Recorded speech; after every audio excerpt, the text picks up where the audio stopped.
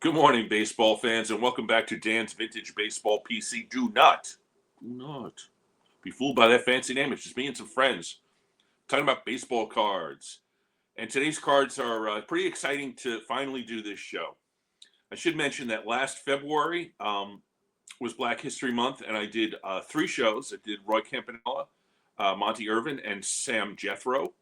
And this year, today is February 1st. It is the first day of Black History Month and the day after Jackie Robinson's birthday, which was January 31st.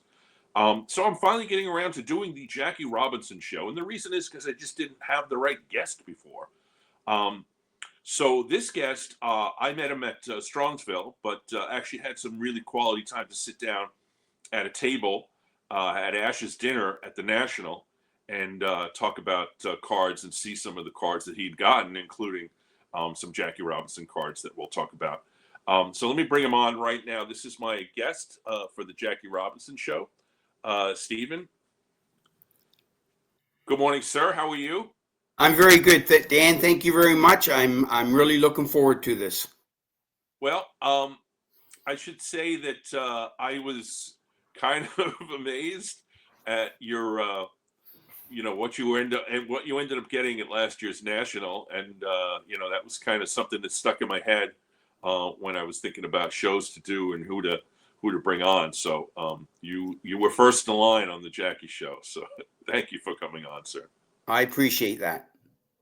So what I generally do in these situations is talk about what's your collecting history and specifically why you collect this particular player. I know with Jackie Robinson, and we'll get into this with the bio, there's a lot of information out there, and it's very easy to say, okay, I collect Jackie Robinson because he's literally the baseball pioneer when it comes to integration. But that being said, tell us about your particular story, collecting history and then getting into Jackie Robinson. So, I'm a little older, so I started actually buying. I'm up from Canada. I live in Brantford, Ontario. I started as a kid back in the 60s, would shovel snow, go to the corner store and pick up hockey cards. That was what it was all about. I remember every day tiptoeing half a mile down the street to the ice rink, shovel snow, got hockey cards. So that's when I basically was introduced to any type of sports cards. Throughout the 60s, it was always we would throw hockey cards against the wall, stuff like that. You try and knock them over. That's how you would win certain cards. And same with your bike spokes. Well, probably in the 70s, where I really got more introduced to baseball cards. So through the 60s, 70s, as a kid, you don't remember a lot with what you did with your cards, how they filter out. But I'll fast forward to the 80s, mid 80s, when I was getting into my 20s. I started getting back into the hobby. And obviously being up from Canada, being a big hockey guy, I grew up with 5 brothers, Dan.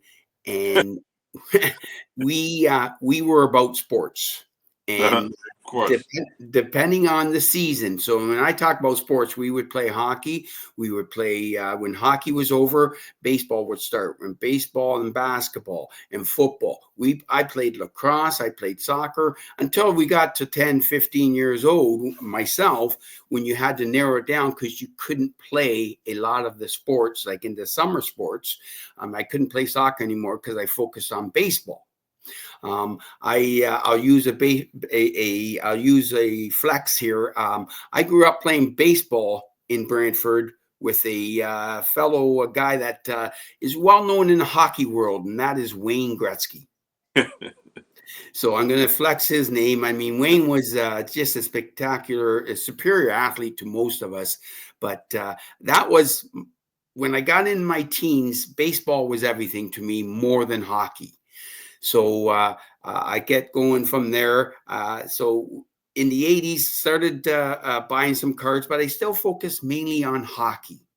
I focused mainly on hockey for the next 3 decades.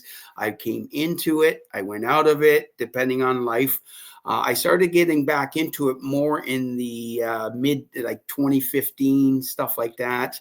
But then again, I got out of it a little bit, not a lot, but started back up probably pre-COVID again. And that's where I was still into mainly hockey with cherry picking a little bit of baseball. And the reason I say cherry picking, I'm a Baltimore Oriole fan from the 60s. They've always been my team from the 60s, 70s, 80s. I'm a huge Cal Ripken guy.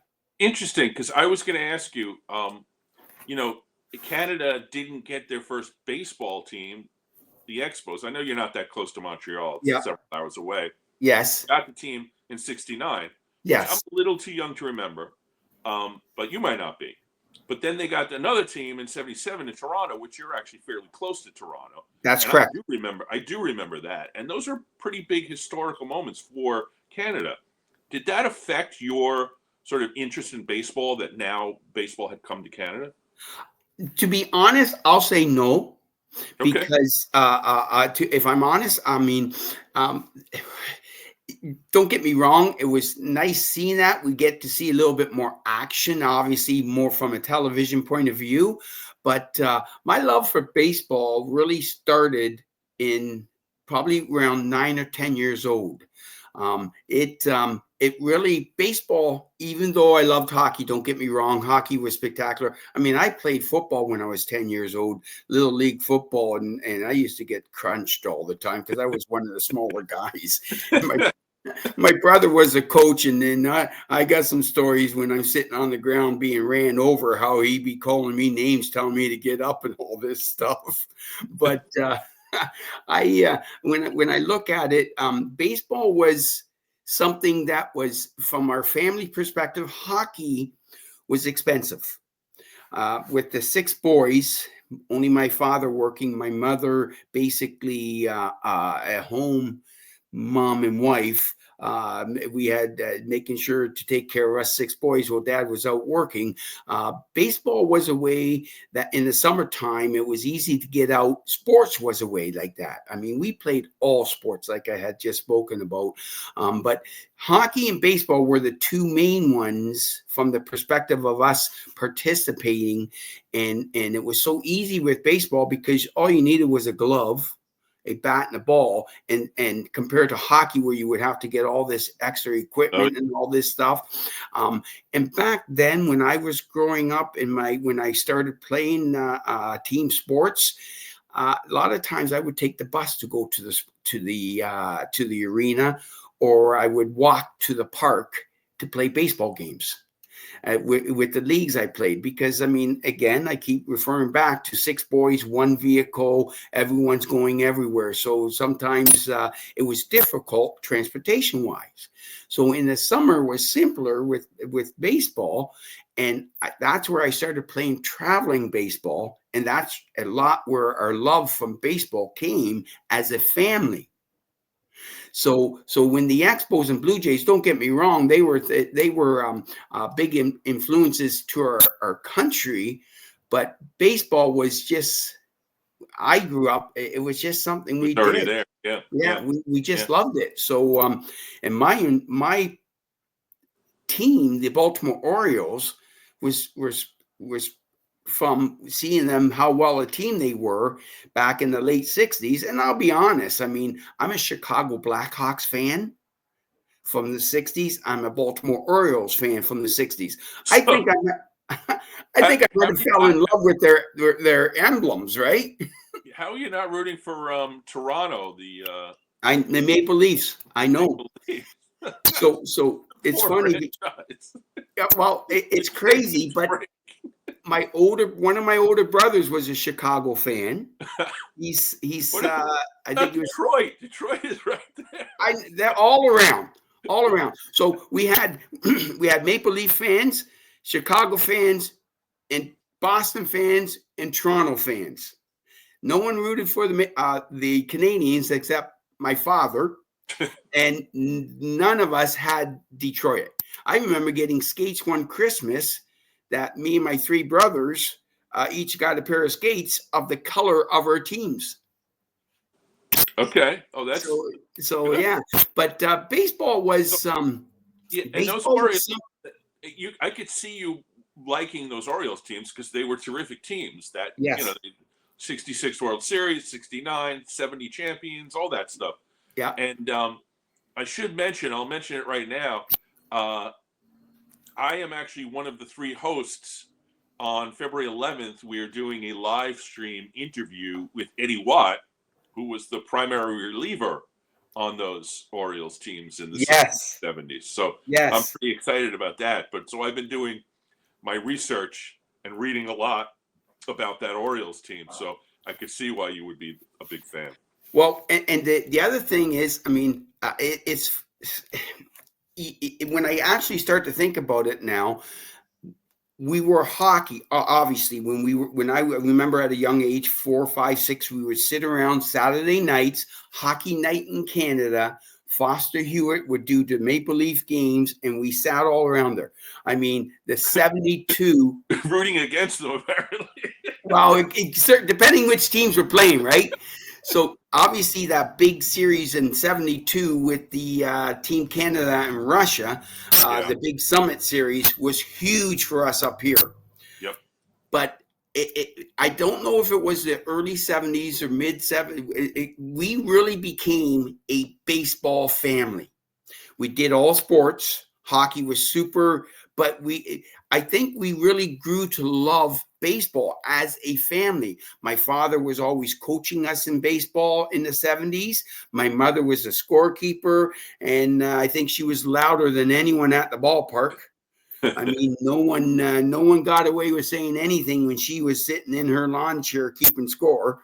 So, and my father was quite reserved. So we really, as a family, got into baseball more so than we did as a family into hockey, outside of being spectators and obviously playing each year in our leagues and all that stuff. But baseball really took off for us. Fast forward, so you said you got back into the hobby pre-COVID, which is kind of similar to me. I'm like an 2018 guy, after having been out for about 10 years. And so how does that transition into being a Jackie Robinson collector? So back when I started, and again, I've always kept some stuff. I always kept my Cal Ripkens. I've always kept some of the Orioles stuff. I always kept my Gretzky's. So when I started back into it, when I started going back to shows again, I started the main focus for me when I got really back into it again was I wanted to build my Baltimore Orioles set. So I do a Baltimore Orioles run from 1954 when they came over from St. Louis, the Browns. I started an Orioles run from 54 to 1977, trying to get the regular issue cards. So this started slowly throughout COVID, where I would do a lot of purchasing online. And most of that purchasing came through common cards and stuff like that through Greg Morris. So I spent a couple years doing that till I finally met a gentleman. We all will probably, a lot of us will know him, Canadian Cards, Mike Samuel. Mike, of course, yes. So I met Mike in, say, I think it was 2022. It might have been in the fall of 2022. He was at this time setting up at the odd local card show I would go to. And when I mean local, there might have been 5 or 6 people there. It was almost like a flea market type show, stuff like that, where they sell toys and all this other stuff, even though it was in a hall. So I met Mike, started talking to Mike. He's the one that introduced me basically to YouTube, because until then I didn't follow anything.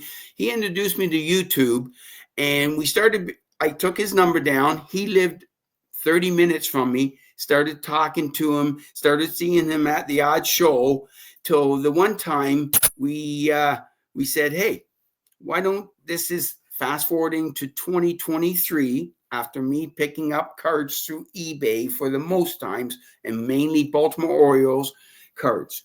So we fast forward to probably March, possibly, of 2023, and he mentioned to me he knows about a show, a vintage card show in Strongsville. There you go. So I says, and he says, how would you like to go down? I said, I love to. I says, I've never, outside of being, I went to Cleveland, the National, back in 2018, I think, for a couple of days. And that's, again, just giving you a little back history. But he says, and I've always gone to the Toronto Expo Right. around back here in our up in our neck of the woods.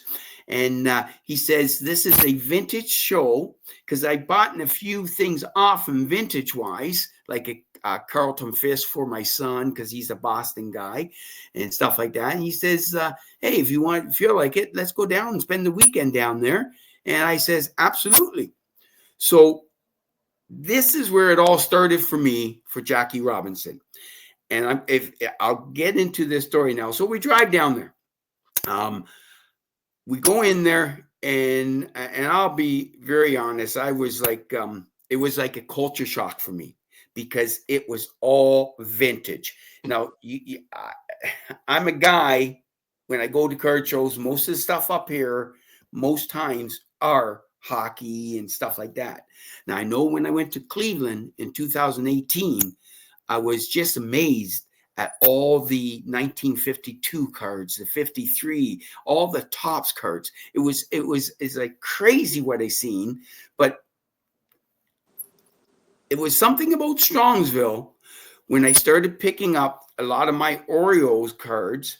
And that weekend on my run of Orioles, I ended up picking up like something like 251 Oriole cards to go to that run. There's something like 700.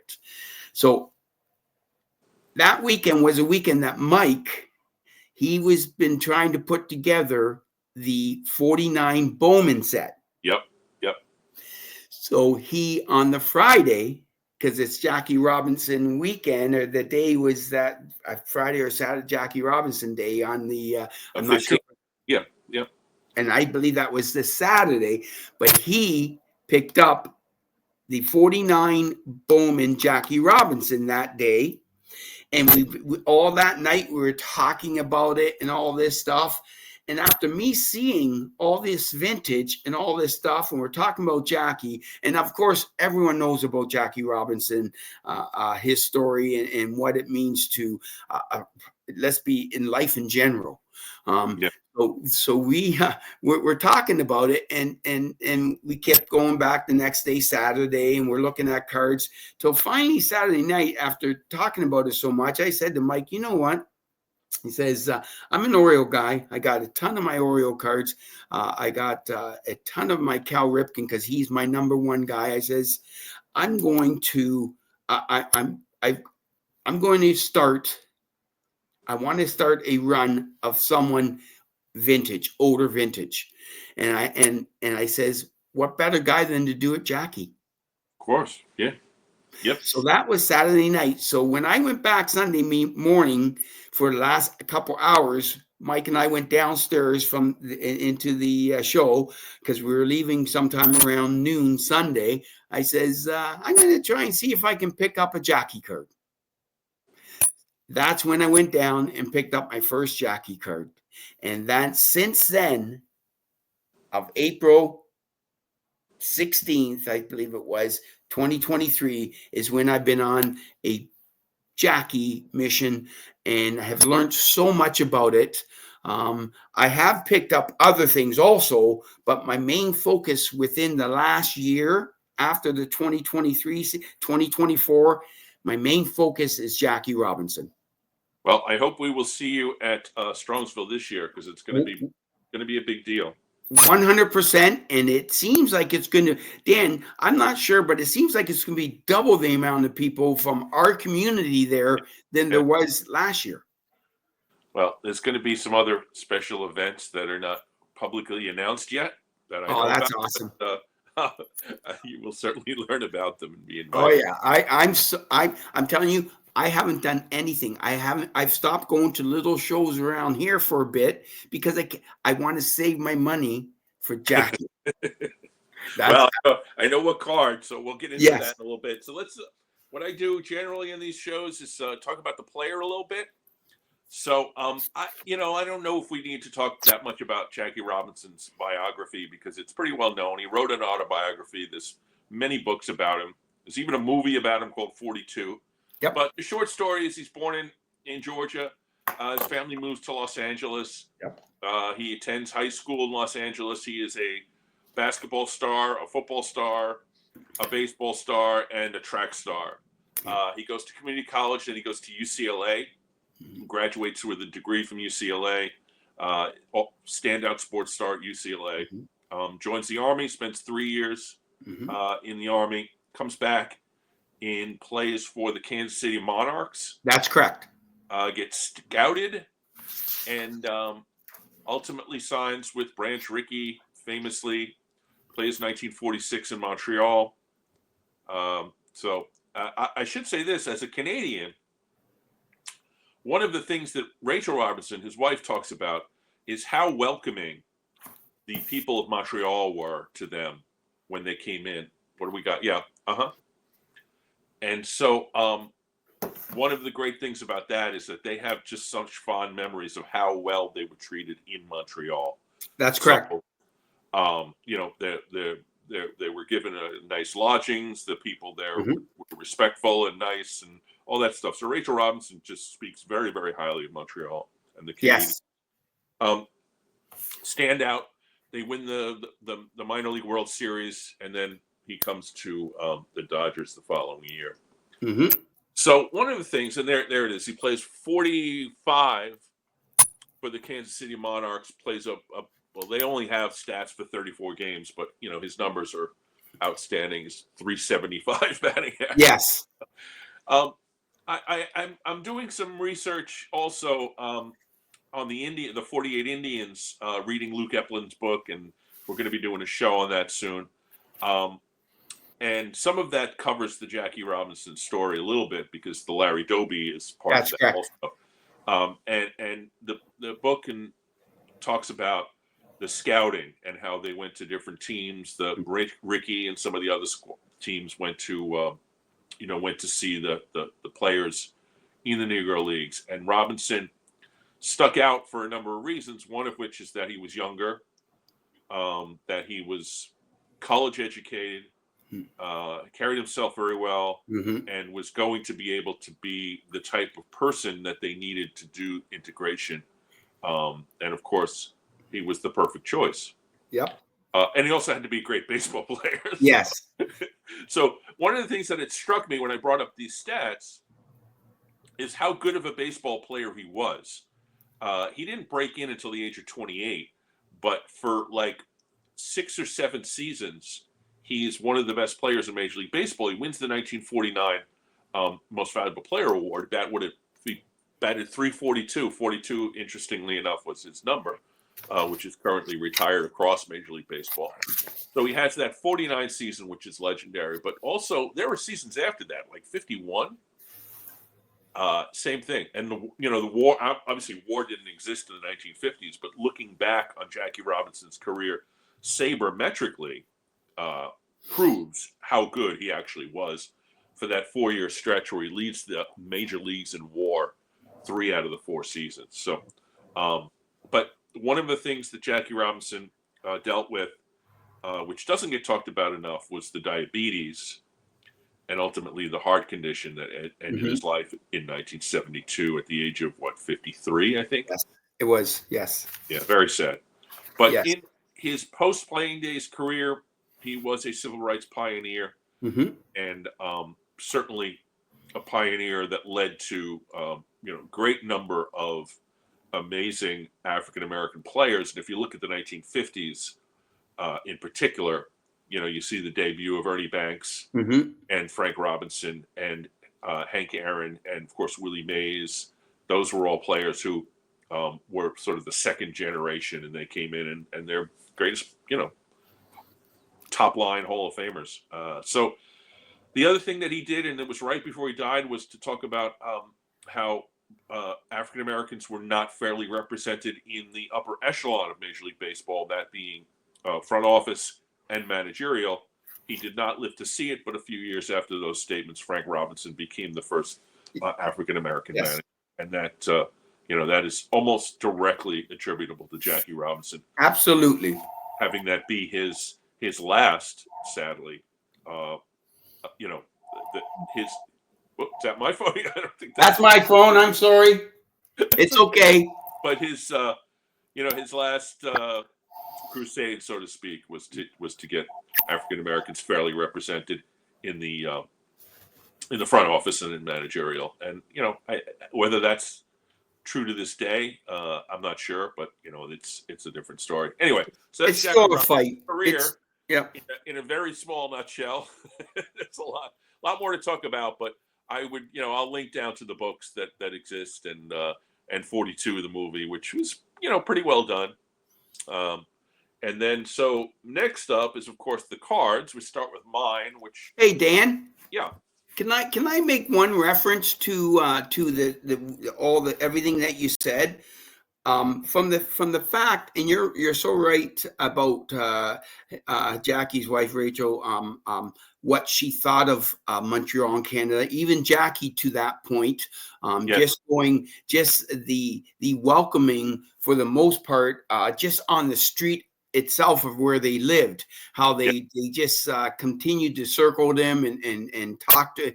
The one thing that I got most out of the books I've been reading, and the one that I showed is I don't think I really honestly don't think, even though we read everything and we see the movies, we cannot comprehend. We cannot even think of what it was like for him. I'm and I'll be honest. When I grew up, I was oblivious to everything because all we did was go play sports and that. I mean, but I can't imagine, not just him, what the world was like. And I hate to bring it up, but still to this day, I just can't imagine. And so thinking the way I think now, let's go back 75 years and just imagine then how, and that's the story that really impresses me more than anything. Yeah. And it's just crazy. And I just really wanted to say that because I mean, it's incredible what he was up against. Yeah. And for that point, and it wasn't just the outer stuff, the people and the stands and stuff, and he faced a lot of pushback from his own team and certainly from other teams in the league. So in the baseball, in this cocoon of Major League Baseball itself, he was up against it. Yeah. And then transfer that into internally, him and his wife. Yeah. I mean, I just cannot fathom how difficult it was. I can read everything I need to read. I can watch everything. It's just incredible. And to perform the way he did, it just makes it so. I don't think people realize how special that is. Yeah. I mean, I didn't until I actually start to think about it. It's incredible. And 40. We talk about 49. That's his third season. 47. He starts out slow, but he ends up winning the Rookie of the Year. Yes. In his first year, all that stuff. The pressure from within the team, the team, for the most part, the team was very supportive. And Leo DeRocher is part of that. And of course, Reese is famously part of that. Yes. But to be able to overcome all of that in that 47 season and win the Rookie of the Year and the pennant. They won the pennant too in 47. Yes. They didn't win the World Series, but they did win the pennant. Yeah.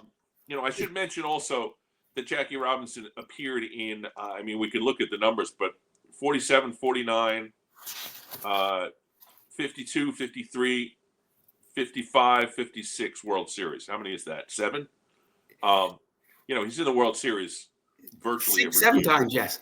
Yeah. Yes. They They only win the one in 55, but that's correct.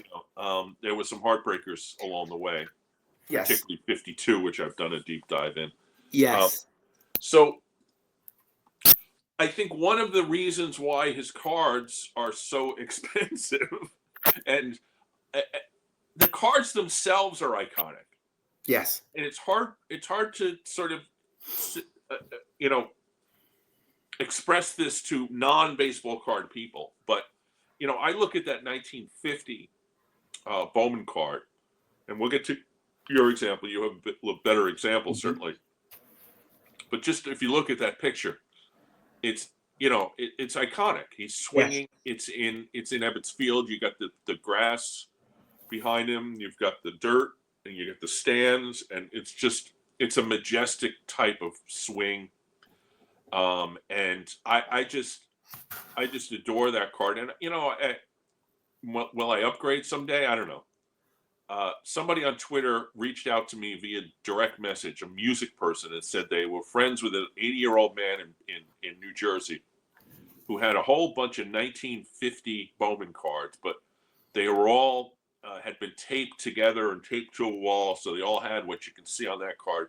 There's tape residue on one side and a little bit of tape damage on the upper right. So I looked at all the cards, and the Robinson was really the only one I wanted for my collection. I was thinking about buying all the other ones, but we never worked that out. But I did actually, obviously, I bought the Robinson. It was raw. I knew the second I saw it that it was not a fake, that it was a legitimate card, and it came with a backstory. I met up with my friend in Midtown, paid him a fair offer, or fair amount of cash, fair offer. Sent it over to SGC. I got the authentic because of the tape damage and the little bit of paper loss, but centering wise, beautiful. If you look over if you look at the back is literally perfect. Yes. It's like, so that to me, that was one of my more fortunate pickups. The card on the right, of course, is the 1953, and we'll see that picture later on. It's a 1.5 because it's got some creases in the bottom right. The borders are kind of chewed up a little bit. I believe I bought that at an REA auction. Probably paid a little more than I should have because of the buyer's premium, but it was during the time of the boom. So, you see that 1953 card? What really stands out to that card compared to a lot of his other cards is the setting background. Yes. The bridge part, I'm not sure what the bridge is, but if it's possibly in the Brooklyn area, but the background of that card stands out so much more than most of his other cards. There's a debate about this, and as a New Yorker, I can say that some people think that's Ebbets Field in the background. I am almost certain that the artist's rendering is a elevated train, what they call the L train. Yes. Not the L, the letter, but the EL, the elevated train, which would have existed in Brooklyn at that time. There's still an elevated train in Brooklyn. I believe it's the N and the R and the Q. When they go out down deep into Brooklyn, they're above ground.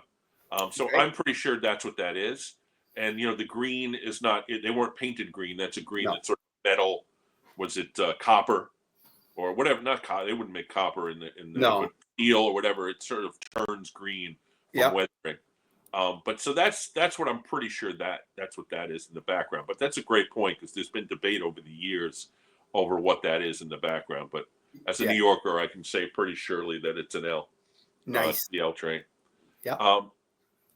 Interesting. The 1954 I purchased. It is a 4. I'm sorry, it's a 3. It's a little bit of an overgraded 3. It's got this thing. Let me see if I can show you. It's got this little indentation right here. I don't know if you can. You can't really see it. It's right in here. It's like the edge is kind of pushed in, but otherwise, fairly nice card. And the nice thing about it is I got a great price on it, and I bought it about 2 days before I left for the 2022 National in Atlantic City, and I believe the person who was selling it was trying to raise cash for the National, and I Yeah. was happy to take this at a value that was well not well below comps, but below comps at the time, and Good timing. pretty happy about it. Yeah. Of course, it meant that I went to the National with, you know, 400, whatever I paid for it, less in cash than Yes. I had. But if I went to the National and saw that at the price that I got it for, I would have bought it there. So it doesn't matter where I got it. Nice. And so the car on the right, actually, I've shown on this channel before. I should mention that, not having done the Jackie Robinson show for 18 months or more that I've been on YouTube, a lot of these cards have never been seen by the viewers of this channel. Although this one, the 55 doubleheader, actually has been seen, because I got that at the Philly show in, I believe, September. Mhm. And that was probably my number one pickup at that particular show. And I love that card. I think facially it's not great. The artwork doesn't really do much help in the face, but again, it's that majestic swing with the the background of the stands. And my example is 3.5. I know yours is a little bit better, but I love that card, and I'm building that set in all SGC slabs. So this is my last slide, and we'll get into yours shortly, Stephen. I'm sorry to be kind of no, Dan, this is the show perfect. here for a little bit. No, this is perfect. I love seeing them. Yeah. So the 55, interestingly enough, I got at the 2022 National. The price tag on it was very high, and I took a long time to negotiate down to what is now a pretty much what the comps are now, which means that in 2022 it was probably the comps are a little higher. It's rounded corners. There's no major crease as far as I can tell. I'm pretty sure there's no crease on it. But it's got those rounded corners, and there's a little indentation in his cheek. You can probably see it. Yes. Shows up white on that picture, although in real life it's just not really white. But, not. Will I upgrade that card at some point? Maybe. The card at the bottom is the 56, which was free. Let me explain. I bought a very large lot of cards from, it was the Uncle Jimmy auction done by, I can't remember the name of the auction company now. Boy, I see it all the time. It's in my save. But the Uncle Jimmy auction was in 2020, I believe. Yes. They had a number of them, and I'll link to the auction company below. But I bought a very large lot. It had a lot of good stuff in it, most of which I either sold or traded away. To the point where I made back enough money for what I spent for the entire lot, but I kept this card.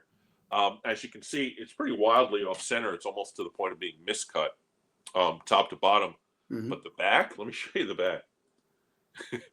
Look at the back. Back is literally perfect. Jeez. I wish that the front looked like that, but if the front looked like that, it wouldn't have been shown up in a lot. Yeah, that's true. I sent it off to SGC myself, and to my surprise, I think SGC took into account that it was a super sharp card in all respects except for the cut, and they gave it a 2, which I thought it was going to be 1.5, but they gave it a 2. And happily own that. Will I upgrade it? Maybe someday, but the card has such a great backstory that I feel like keeping it. Yeah. And then the upper right is the last Playing Days issue card of Jackie Robinson. It's the 1956 Brooklyn Dodgers team card, which is higher in the set. It's 166. What is he, 30? I think he's 30. Yep. Yeah, he's number 30. So this is later in the set. It is a very nice card. It's a 7, as you can see, high grade, and pretty fairly graded. It's a little bit off center, top to bottom. There's a little bit of a rough cut, but they don't charge you that. They don't penalize you for that on the top. But otherwise, gorgeous card. And of course, it's the 56 set, but it's the 55 Dodgers, which is the champions. And Jackie Robinson can be seen very clearly, top row, far right. There he is. So beautiful registration. Oh yeah. This is a 100% full-time keeper. And, Yes. I have the full 1956 top set. So this would, of Yes. course, be a card I would have otherwise. But to have it in that high grade and have it be the Dodgers with the world champions is wonderful. Yes. So, of course, I want to talk about the one in the middle there, which is a card that I really don't have any expectation of being able to purchase or acquire, but who knows, maybe someday. So tell me about it. How did that come into your collection, Steve? So obviously I mentioned that my first year was Strongsville was 2023. So by time I was getting ready to go to Strongsville last year, 2024, my main focus and what I did was my number one card was going to be this card. I took the money I took down there was to try and get an example like this at that type of price point. So everything, the first day of the Friday, the first couple hours was just scoping the room to look for this card. Okay. So I didn't really stop at a lot of tables to look at a lot of different cards. If anything, I probably stopped at a lot of tables to talk to fellow YouTubers. You're talking 23, right? 2024, last year. Okay, the one that I was at. Okay. That's correct. Okay. So I was talking last year's. So I'm walking around and I'm scoping for just checking everyone's displays for this card, taking down notes, and for the most part, I almost went through the whole arena, the whole show in the first couple hours, and this is one of the last jockeys I seen, which it was the first one that really truly stopped me in my tracks. Mm-hmm. So this was because I know Ash had 3 or 4 of them. And I obviously wrote down notes about them. I seen a couple here, a couple there. I probably seen possibly 8 of them prior to this one. But this one was the one where I actually stopped in and I looked at it and I actually started engaging in conversations about it. So I spent a good half hour-ish possibly talking back and forth. It seemed like a half hour. It could have been 15 minutes for all I know. But I start, and the gentleman, I believe I saved his card somewhere, Steve Winnick. He got his card somewhere, and I'll try and find it in a bit. But he was the I started having a conversation about it. He had a price on it that I thought was a little high. Obviously, I would think that. But so we started talking. He showed me the card. Now, when he showed me the card, I took it out and I didn't take it out of the plastic sleeve yet. I just wanted to observe it and look at it. I mean, the eye appeal of it to me was spectacular. Oh, unbelievable. I'm looking at it right now, and I'll tell you, I don't own this card, but I've looked at a lot of them. And one of the major issues you find often is the registration. Yes. The registration on this example is absolutely fantastic. So that eye appeal right away. Yeah. So when you talk about that, the registration, then I looked at the centering. So the first thing what I've been trying to get better at, the first thing I do is and this is what stopped me at this table and started opening the conversation was I looked at it and I'm thinking, and I'm staring at it right now. I looked at it and it's like, wow. And honest, it actually stopped me when I'm walking by and I'm looking and it stopped me. I went like, ooh, that looks nice. That's when I got it. I started talking to him about 5-10 minutes after talking to him about the card. I asked him where he got it from, how long he's had it, and just the typical questions, trying to build a conversation to actually build a little bit of relationship with the man. Mm-hmm. So I'm talking to him about it. Then I finally said, would you mind if you take it out? Can I look at it? He said, absolutely.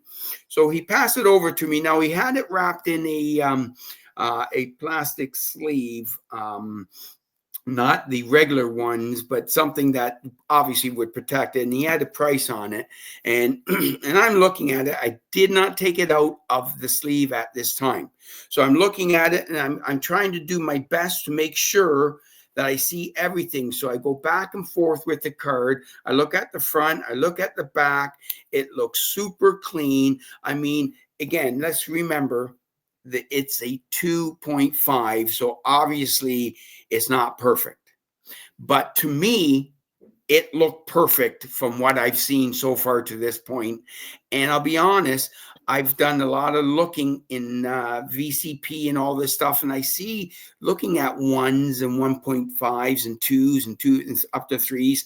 This one was one that stood out more than anything I've seen to this point. So I continued talking to him for 5-10 minutes, which I seemed like a half hour. And then I said, well, thank you. I appreciate it. By this time, I had him down off his number, $1,000. That's a lot. Yeah. So I had him off his number by $1,000 at this time. And I have no problem sharing the price in a minute. And because I'm quite proud that I got it for a good price, I think. And yeah, maybe that I did pay up a little bit. I'm not sure. I don't think so. But I gave it back to him. I says, you know what? I'm very interested in this card. It's certainly the one I came down to. That's what I brought my money for. So I'm going to go and sit for a minute. I'm going to go and sit. I want to just go and think about this. And he was awesome about it. He says, he said to me, he says, absolutely. I'll keep it back here for you. Just you know what? I'll hold it as long as I can unless something happens. I says, that's fair. I mean, I don't want him to set it away and then I just walk away. So I says, but I'm going to be back. I just need to go think about this for a minute because it's going to be a $10,000 card.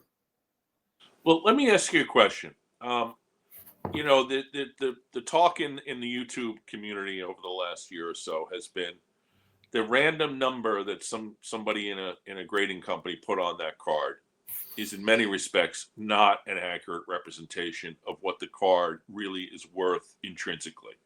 Because as we said before, the registration is terrific. As you said before, the centering is terrific. It is Jackie Robinson, and it's maybe one of the top 5 most iconic cards in the entire hobby. My question is, what is it?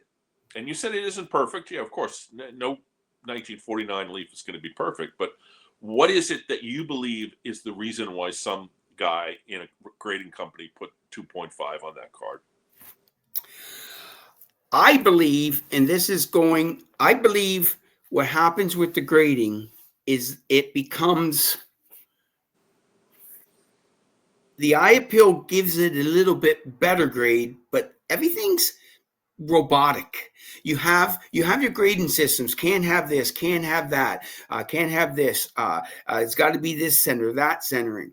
So when I look at a grading company and I look at this, I understand you have to, when you get something graded, there has to be a number to it. So I get that point, Dan. But when I look at this card, and the number really doesn't come across to me. The number itself, I think, represents dollars. That's it. Yeah. Well, let me ask you a question. I'm going to bring you up a bigger screen. Let me see the back of it. Okay, I don't know. I'm not figuring out why this is a 2.5 because the back looks fine. I don't see loss. I thought what you might actually have on the back is maybe like a little glue residue, like it was in an album for 20 or 30 or 50 years. But I've had that before on cards that have given me that kind of grade with that kind of front eye appeal. I don't see it. No. Can you flip the front again? Stephen, I think you may have gotten the deal of the century on this. Well, I'm going to tell you something, Dan. I believe I've thought about it when I first brought this home. should I regrade it? And I'm thinking to myself, why? Good question. Why? Why? Regrading it would do one thing only. Yeah. If it gets a little higher number, it means dollars and cents. Yeah, and this card is, I presume, never leaving your collection. It will never leave. I have it on me now because I've gone and taken it out of the bank. Out of the safe, right? Yes. Yep. So all these cards I got now usually go back into my safe at the bank. So you are so correct, Dan. When it's never leaving, I don't foresee me ever having trouble where I will have to sell it. We Correct. never know. Hopefully, I'm hoping to, for your sake. We never know. The only person who might want to regrade this, and I don't mean to be like insensitive here, but your heirs are the only people that are going to regrade. Yeah. And there's only one. I have one son, 2 granddaughters. So when I look at it, my son's into cards, so he understands a lot of this. So and I can sit here and elaborate for hours about this one card, but I believe it is absolutely spectacular. And I'm still very thankful that I went to that show.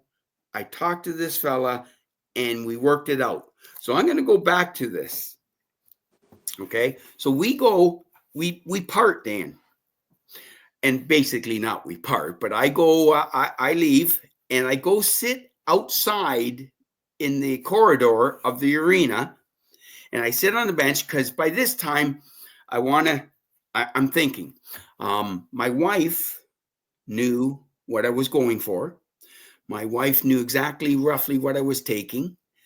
And I thought I'm going to have a drink. I had a bite of a sandwich. And I'm sitting beside this lady and I'm this older lady beside me and I'm talking to myself somewhat.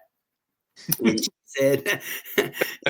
she says, so yeah, my husband's also in the arena looking at cards and I can't remember her name and we're talking about this card. She says, well, says my husband's in there. You certainly love it. So I didn't really elaborate a lot about it, but she was like a sounding ear for me while I was mumbling to myself. So I take out my phone and I phone my wife. I phone her. I tell her, I told her everything about the card, what I've been doing, how I've searched for everything. And I basically told her roughly what I'm going to be spending for this. I told her what I had this down to at that time. I said, I'm going to try and get more. But she says, that's what you took the money for. That's what you went down to look for. You might as well buy it. So at this time, it's like that was the final nail in the coffin for me saying I'm going to get. I knew when I went back in there, if the card was still there, this is the card I'm getting. So I went back in. I went right back to the table. I asked to see it again. He took it out for me. We're chatting back and forth. I'm verifying everything that he has said to me. I basically take it out of its sleeve. I looked at it. Now, I'll be honest. There's no creasing in it, but the corners are rounded. Yep. And that's when I look at it, but I'll be totally honest. When I look at this card, I don't look at rounded corners. Yeah. It's funny because corners used to be a big deal back in like the 80s. And if you had a rounded corner, you were screwed. Yep. But that has changed. And I think that has changed because, as you said, that's not the first thing you're looking at. You're looking at this card. You're looking at the middle of the card. And you're looking for the centering, and you're looking for the registration. And on this particular example, those are both well above average. Yes.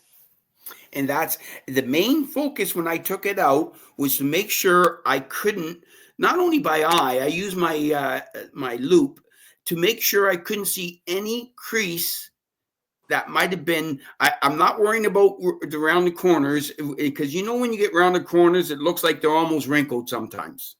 Yeah, sometimes around there's a little crease at the corner. Yes, Yeah. that's irrelevant to me. Yep. But I made sure there was nothing else in the card on the front and back, which there wasn't. So now it comes down to dollars and cents. So I'm talking back to the gentleman, and he gave me his number, and I went back to him.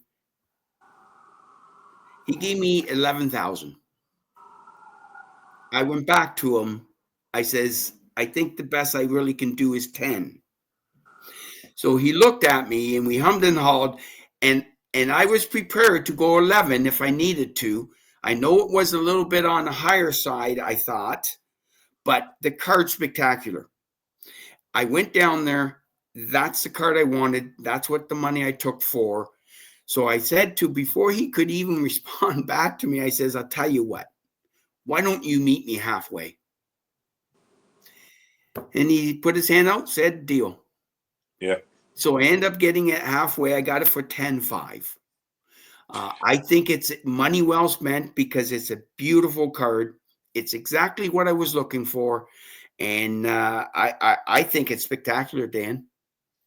I do absolutely agree with you. I feel like, money is money, but this is a special item that, that you're never going to repeat that. And you could go to 50 card shows and never find a card with this level of eye appeal that you're going to be able to pay that amount of money for and be able to walk out of the show with. So, epic story, epic get, so to speak. Yes. Really, just I mean, I would be walking on air if I walked out of any show with this card. So. I just love this card. It's again, I'm so tickled pink, and I was so happy. I mean, I was floating on clouds as soon as I got it. I was showing everyone or anyone who wanted to see it. I was so happy. I mean, the video I did that night in the hotel, I tell you, it was just awesome. Just awesome what I picked up. And it is the highlight and will probably always be the highlight of my Jackie PC and possibly my sports card history. Well, I can see that. I mean, so gorgeous. There are, in this photo, there are some other cards. Yes. I know. I just love that card. Well, you got the 53, which is a nice example, and you have the same issue that I do, which is the black bottom right corner. Yes. Your 54 is the same as mine, the 3, but you probably don't have that indentation. No, it's actually a nice example for a 3. Yeah. And then your 56 is that a 5? Am I seeing that correctly? Yes. Fair. That's again. I think you got maybe in all of the cards in this slide are all better eye appeal than the number that was randomly assigned to it by someone in a grading company. I agree with you. I mean, the 52 is a little off-centered. It's got the rounded in the right corner, so that could be a card down the road. Pardon me, not the 53. I apologize. 53, right. 53 is a card that I believe I could possibly upgrade. I don't think I'm going to upgrade anything else in this slide. Yeah. But the 53, I mean, I picked that up raw. I picked it up in Canada, actually, at a card show. It was raw. I traded a little bit of cash plus 3 Sidney Crosby rookie hockey cards. Being up in Canada, and they were like 9s and 9.5, so they weren't like super expensive cards for this card. Now, the only thing when I did this, the only thing that I wanted to make sure that it was authentic. And from what I know, looking at cards, I was pretty sure. I was just hoping that it would have been nice to get a number instead of just an A. And It got a 2. Now, it's an example that I think I could see myself upgrading possibly down the road. Well, as we'll see, you do have other more important goals. Yes, So exactly. so I should say there's another 56 here. So I assume one is the gray back and one is the white back. That's correct. So you're right. What I'm trying to do, and you mentioned that the 56 has white and gray. As you'll be able to see above, the 55, that's one variation compared to the other one that I need to also get, which has on Triangle. the triangle cut Yeah. off on the left-hand side. Yeah. And then there is the 50, which, as we talked about, is I think I don't have any realistic expectations of owning the 49 Leaf Jackie Robinson. I would like to get the 49 Bowman, but Yeah. right now the 50 Bowman is probably my favorite Jackie Robinson card because of the artwork on it. I just think it's just majestic, as I said before. The And 50, your example is nice. yeah, the 50, like you're saying, I mean, that was one of the, well, that one would be the 55 tops at the top was the one I talked about, was started me with my Jackie run. Uh-huh. That's the one I got in 2023 at Strongsville the Sunday morning. That was the start.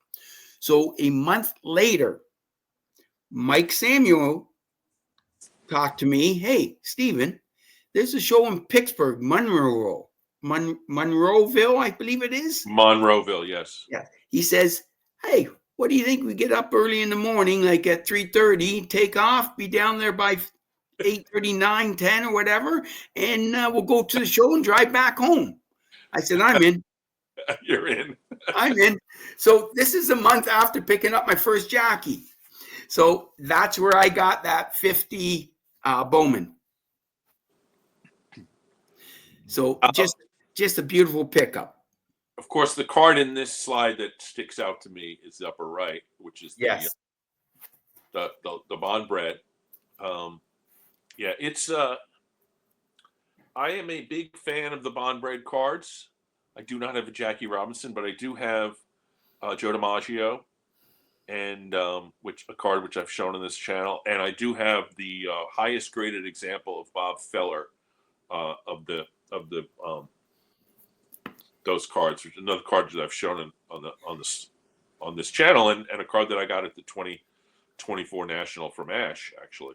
So tell me about the Bond bread Jackie Robinson and how this beautiful card arrived in your collection. So again, after doing the Strongsville and then the Pittsburgh show,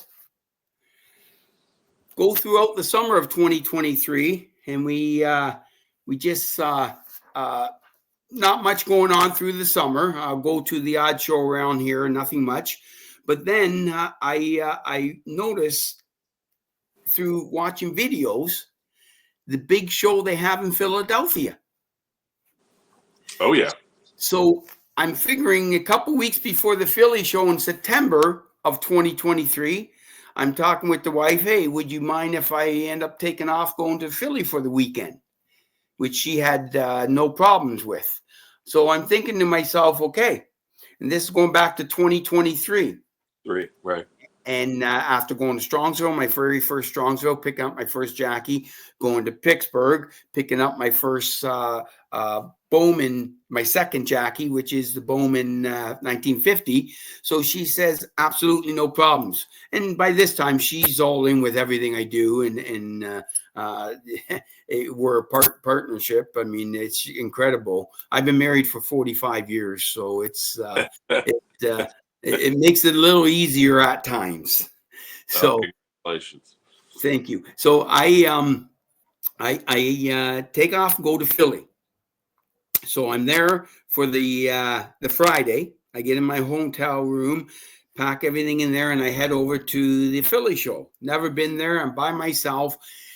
So I'm thinking to myself, I knew a guy up from Canada who was setting up there, and he's mainly hockey, but he has a lot of variety of stuff, baseball also. But I knew he was going there, so I knew I was going to know someone. And I also remember watching Sammy Thunder's show and saying how Sammy mentioned that he's possibly going on Saturday. So I walk in Friday, and within the first hour, I come across the Bond bread, Jackie. So this is really ironic. Possibly a month before this, watching Dave, Blue Jacket 66, he did an episode a while back, and I came across a recent video of his talking about the Bond breads. Mm-hmm. I had zero knowledge about it until I came across his video, which was possibly a month before me heading to Philadelphia. So when I came across this card, I had some knowledge. Not a lot, mind you. I mean, but I knew what was going on with it. So the gentleman I was talking to had a price on it, and I was very interested because it's so unique. It's a 1947, just the history of it, which I know a little bit more about. Obviously, with the rounded corners, from what the story goes, is they felt it wouldn't get as damaged as much being put in the loaf of bread. So hence why they cut the rounded corners in it. Basically what it says in the Sports Collector's Digest. Mm-hmm. So I'm talking to this gentleman, and he's the older gentleman, a vet, and he tells me, and again, I'm trying to form a relationship, get the story behind the card, how he got it, this and that. So after talking to him for a bit, again, and I'm starting to get in a little habit of not just jumping at things right away. So 15, 20 minutes after talking to it, looking at it, I wanted it. So I told him, I says, okay, well, the show's just started. I'll probably be back pretty soon. If not today, tomorrow, and we'll see where it goes from there. So he gave me a price. He came off the price probably close to 25% what he had on it than what I walked away from. And so I walked around, and it was about a half hour later, I ended up going to that buddy of mine from up in Canada who was set up there. And I started, when he was at his booth, I started carrying a conversation on about this card, and we're talking back and forth. And he actually said to me, he says, Stephen, he says, have you ever seen that card anywhere? I says, no, I've never seen it, but not that I've been out to a lot of shows the way I have been of late, especially down in the States. He says, if you've never seen it, I mean, how do you know it's going to be there when you go back now? And I looked at him, I says, see ya. Well, right back I went. That is the card show quandary for people like us who are looking for cards that maybe you don't see very often. Yep. Am I going to, and it's happened more than once where I go and I say, oh, that's a card I'm interested in. Price is a little high. I'll negotiate a little bit, but let me come back. And of course I come back. Poof, it's gone. Yep. Well, that's exactly. So as soon as that conversation was over, I went directly back to it, and it was still there. So I go back there, and we're talking back and forth, and he's on his number. So I said to him, I says, I'll tell you what. I says, here's what I want. And it was a difference of $100. He looks at me, he says, okay, how about we do a 2 out of 3 rock, paper, scissors?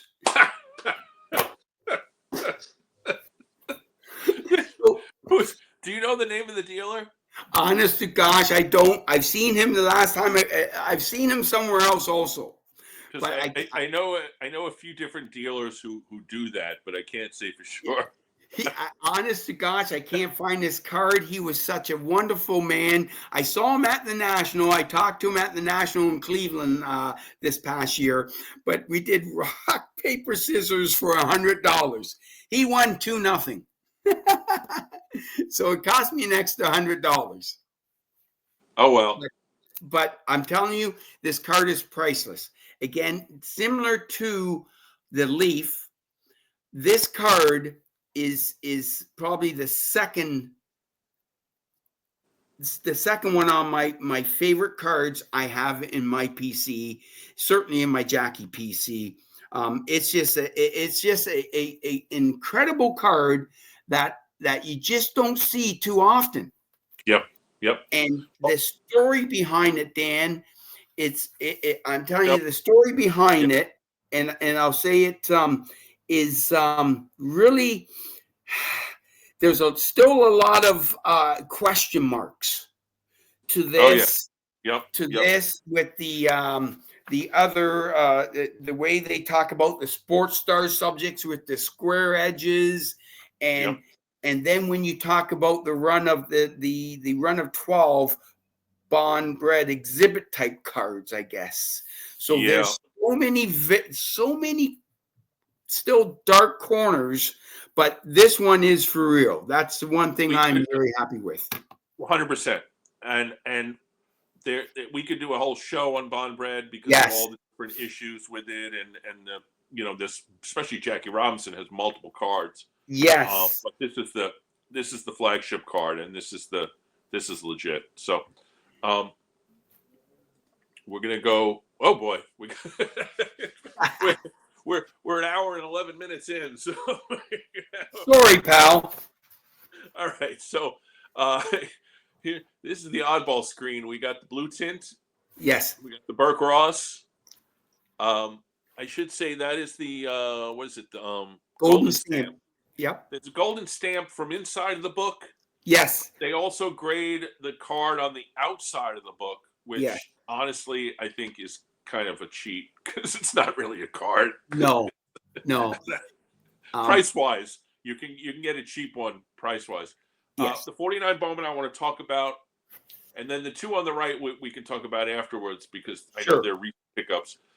What's the story with the 49 Bowman and your acquisition of that? So I put these two at the top, the 49 Bowman and the R346 blue tint. Those two. So this was at the 2024 last year's National in Cleveland. Okay, so I've held that card in my hand as far as yes. So I think you've probably held both of them because these all four of these came from the Cleveland National. But the top two was the Thursday night at I had after we've gone in. Was it Thursday? Yeah. I can't. No, Wednesday night. I can't remember. Wednesday was the preview. We got in at 1:00 or something. I forget. Wednesday night. Yeah. So it's Wednesday night. So Wednesday night, I didn't go in till 4-ish, I believe. Yeah. So by the time we got the Mike Samuel and I got going and all this stuff, I got in probably 3:34 or whatever it was. So I went one way because I end up going to the area where the autograph people were. Oh yeah. I checked out a bunch of the booths there first. So around 7:00 Wednesday night, Mike Samuel calls me. He knows I went to the Cleveland show looking for the 49 Bowman. That was the one that was. I went to the Cleveland show looking for a lot of Jackies, but that was the one. If I saw an example that I like, that's the one I would get. So he called me around 7:00 Wednesday night, and he says, "Stephen, where are you?" And I says, "Well, I'm still over on this side." And that he says, "Well, just to let you know, Ash, our good buddy Ash, he says I'm at his table, and he's got a 49 Bowman Jackie that I think you'll like." So I says, "Okay, I'm on my way." So I head over. And I'm there with Ash and his boys and then a couple other guys there. So I'm talking to them. Well, I go look at the 49 Bowman, and right beside it, I believe, was the 48 blue tint. Mm-hmm. So I'm looking. I first of all, I look at the 49 Bowman. Then I look at I asked to see the blue tint. So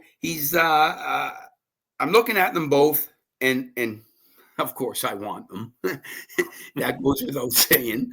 And I go to Ash. I says, "Give me." He had a number on his stuff. I asked him, like, by this time Ash was there, but then he backed off, and one of his other guys, I was talking to his son. So long story short, we worked out a number, and I picked up both these off of Ash on the Wednesday night, and I got them in the package deal. A great price for both. Now the 49 Bowman was certainly on my radar, but the 48 blue tint I've never seen before. Mm-hmm. I knew of it, but as soon as I seen it, and I mean, it's in an authentic, but it is a absolute spectacular version of it. I'm surprised it's authentic, and I know there's it's the hand cut. That's it is a hand cut, but I've seen numbers on some that are hand cut that don't even have the blue on it. Really? Whereas my version, if you can see, has the blue on it. Yeah. You can see on the right-hand, left-hand side, it's got the blue. Yeah, my guess is the top. Yes. The top looks a little short. Yeah. It is. You're 100% right there, Dan. But again, it's irrelevant to me again. Irrelevant. Absolutely irrelevant. Wonderful. And the eye appeal with these is a question mark, because a lot of these, the registration is not good at all. I've been looking at some of these. I know I bid on the Mize, and I've been looking at I think DiMaggio has one in this set, right? I think so. Yes, he does. Yeah. Like, I think it's a set of, was it 40? I can't remember how many. I might be getting my numbers mixed up here. Yeah. I might have even been up to 500, maybe. I'm not sure. I might have my information mixed up, but I do know one thing, that I try to find out the distribution part of it, and it seems to be unknown. Like, the maker and distributor is not really known. That's what I've got out of the Sports Digest, Sports Collectors Digest information online. Well, if you go down below the blue tint, you got the 52 Burke Ross. Yes. And the Burke Ross distribution, I have a complete 1951 Burke Ross set. And that's a beauty. I haven't done the show yet. I don't have a partner to do the show with, but I may do it alone. But my problem with the research is I'm getting conflicting versions of how the Burke Ross cards were distributed.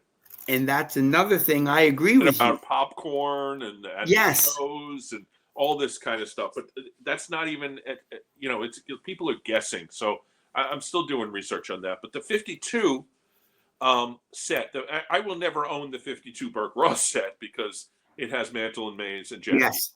Yes. And those are cards that I'm not going to ever have enough money to own, at least all of them. I agree. So, now this one I have, I mean, it's a lower grade, and obviously it's off-centered a little bit, and it does have a little crease in it. But I'll be honest, I mean, it's a nice version.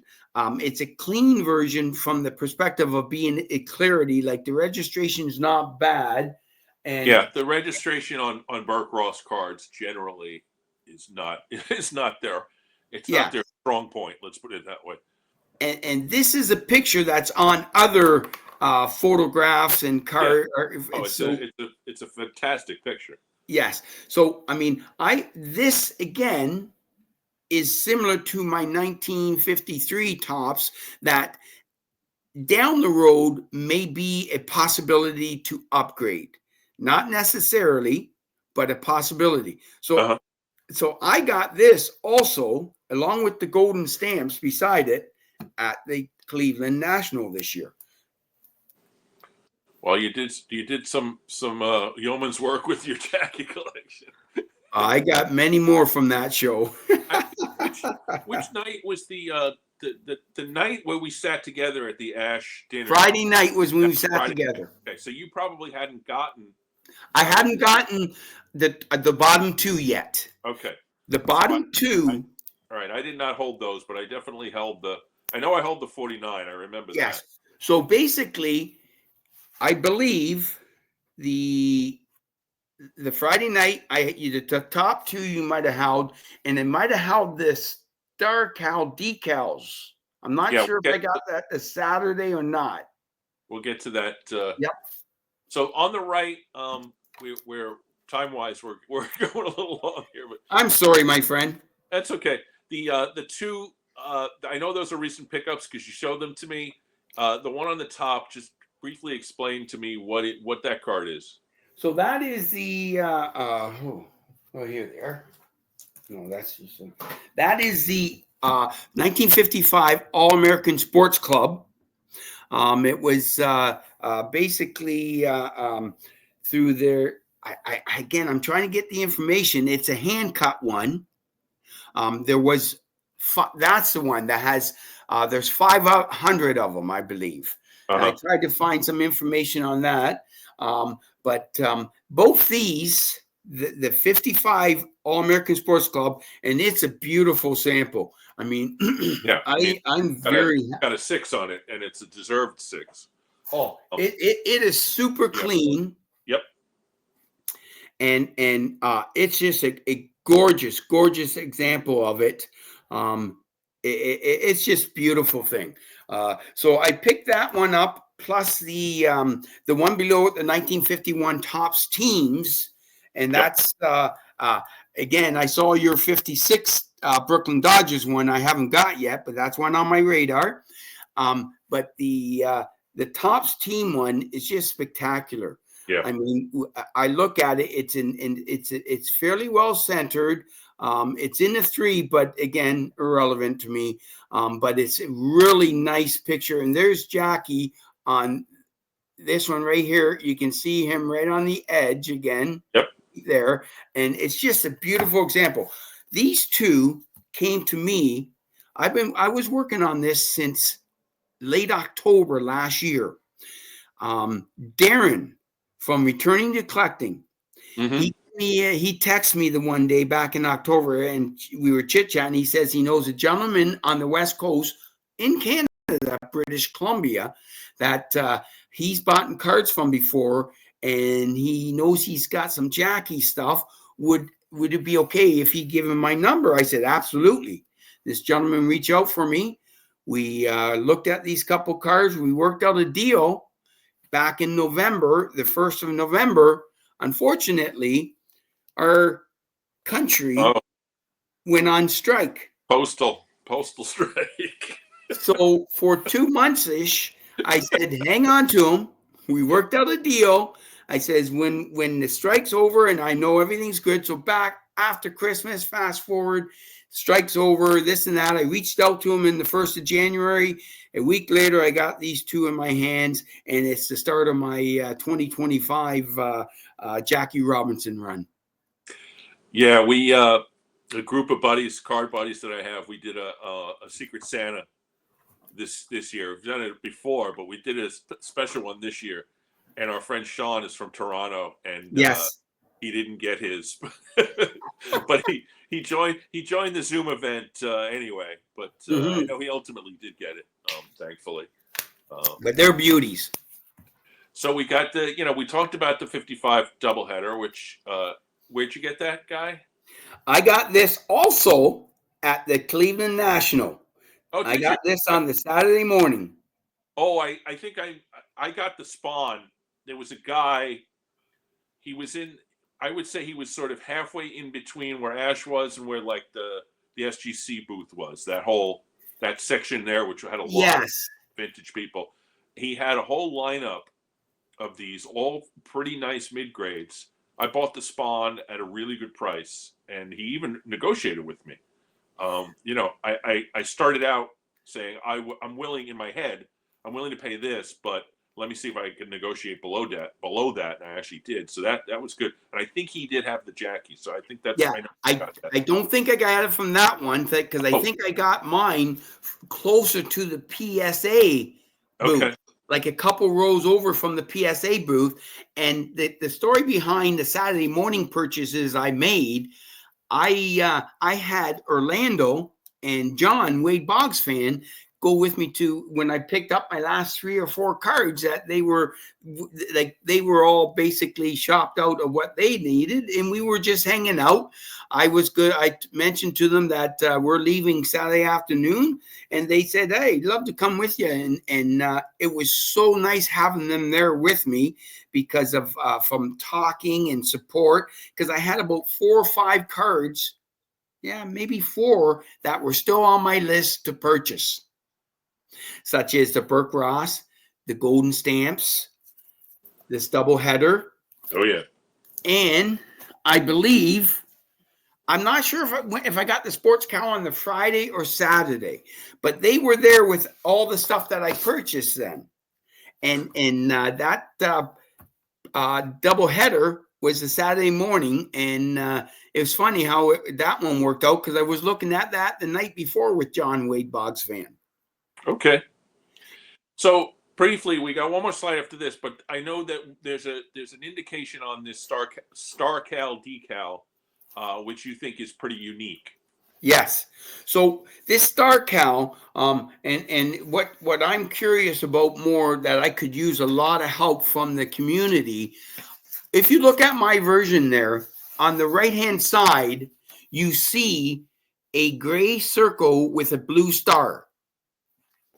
Now, every other Jackie Robinson I have seen, and I will show a picture of every other Jackie Robinson I have seen has 15-cent emblem on it. Yep. As you can see, all these examples of all the players. So I'm curious to the fact of I haven't been able to find out what's the significance of the example I have. And I've done a video on it. I've talked about it to certain people, and I've yet to been able to come across what's the significance of my version. Yeah, I have no idea. I don't know this. I only have one of these that I actually picked up in Strongsville, but my only guess is that it's some sort of proof, but I don't know what that, So, like, if anyone out there has any idea, I mean, it's a great example. I understand that SGC and PSA only authenticates these StarCal decals because they're still in the red envelope. Right. Whereas I've seen a Beckett give it a number while it's still inside the red envelope. But PSA and SGC, from my understanding, will only authenticate it because it's a StarCal decal, and that they can't give a number because the decal's inside the red envelope. Right, and the decal could have, a cut in it or something that you wouldn't That's be correct. able to see. My example of a StarCal decal is ungraded, so I don't even, and I'm never going to grade it. I don't have any reason to grade it. So yeah, that's the story behind there. If anyone, I would love to see if anyone has any more information on it, because I got a funny feeling there's not many out there like this. Yeah. Well, one of the things it does say on the flip, type 1.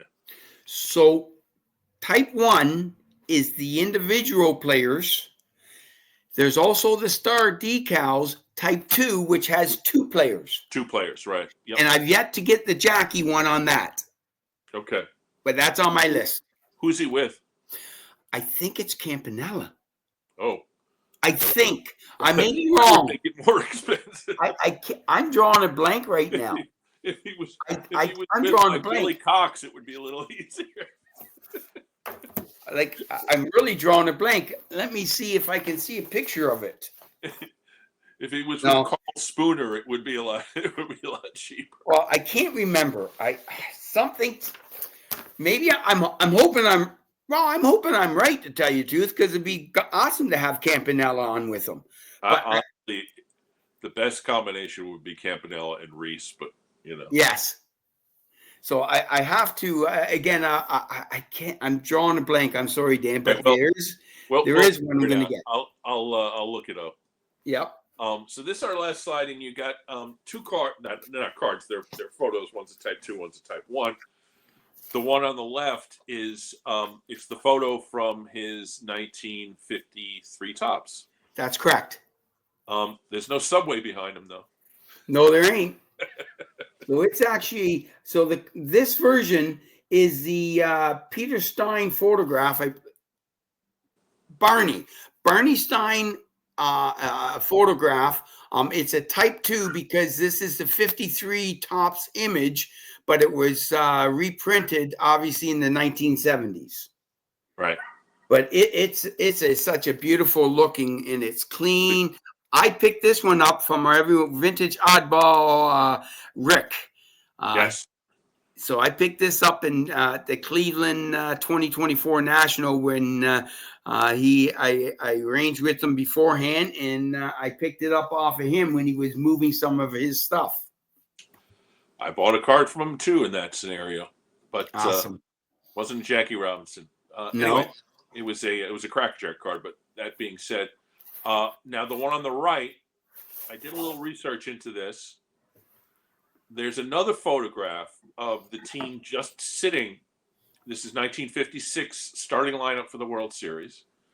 There's a picture of them just sitting, and then this is the picture of them ostensibly running out of the dugout. Yes. And the star power on this is amazing. Yeah, the amount of you're right about that. There's everyone on it from Campanella, Snyder, Pee Wee Reese, Campanella. I mean, the list of it is incredible. I mean, you got Carl Furillo, Gil Hodges, Sandy Amoris, Jackie, Duke Snyder, Pee Wee Reese, Junior Gilliam, Sal Magley, and Walter Austin, the manager. Yeah. I would think there are, if I'm counting correctly, 6 Hall of Famers in that photograph. Yes, I mean it's just so you got Alston, Hodges, Campanella, Reese, Snyder, and Robinson. So yeah, there's 6 Hall of Famers. Yes, and some other crucial players like Jim Gilliam, who I contend should be in the Hall of Fame. Sal Magley, who's not a Hall of Famer but is certainly historically relevant. Yes, and then Furillo, who I have every one of his cards. I'm a Carl Furillo super collector. I did a show on him. Well-known names. That's all names. Yeah, it's incredible. I mean, I picked that up there, and again, obviously, I picked it up for Jackie. But just to have that photograph, yes, 100%, and it's a type 1. Yes. Which some people, that's important to some people. Honestly, I collect photographs because they're the photographs. Yes. I'm not a stickler for individuality, like let's say the cards themselves, which have to be authentic and need to be, player. I'm also a playing days guy. Anyway, so we ran over an hour and a half, but it was fun the whole way through. So.